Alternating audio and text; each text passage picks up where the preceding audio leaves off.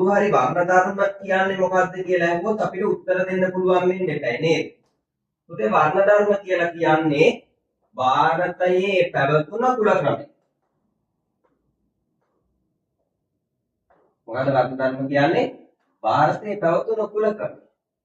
මේ කුල ක්‍රමයේ පිළිබඳව තොරතුරු හම්බෙන්නේ ඍග්වේදයේ නැත්නම් අපි කියනවා මානුස්මෘතිය කියලා.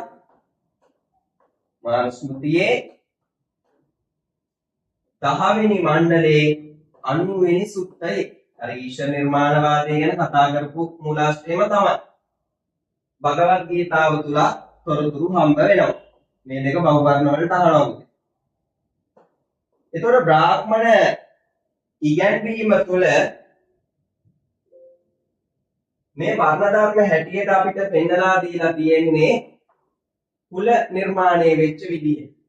දැන් අපි ඉගෙන ගත්තා දෙවියන් වහන්සේගේ ශරීර අවයව වලින් මිනිස්සු මේ ලෝකෙට නිර්මාණය වුණා කියලා. ඔන්න තව බහුවර්ණ වලට වැදගත් දෙයක් කියනවා. දෙවියන් වහන්සේගේ විශිෂ්ටතම මැවීම තමයි මිනිසා මේ ලෝකෙට නිර්මාණය කිරීම.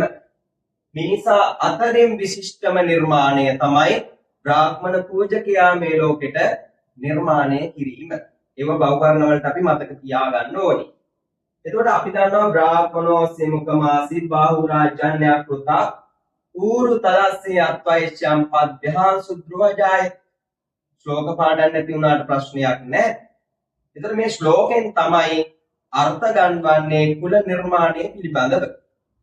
මෙන්න කුල හතරක් නිර්මාණය වුණාලු. දෙවියන් වහන්සේගේ මුඛයෙන් නිර්මාණය වුණේ බ්‍රාහ්මණ වංශය. දෙවියන් වහන්සේගේ දෙපාර්ශ්ව වලින් නිර්මාණය වුණේ ශාස්ත්‍රීය වංශය. දෙවියන් වහන්සේගේ දෙකලා වලින් නිර්මාණය වුණේ වෛශ්‍ය වංශය.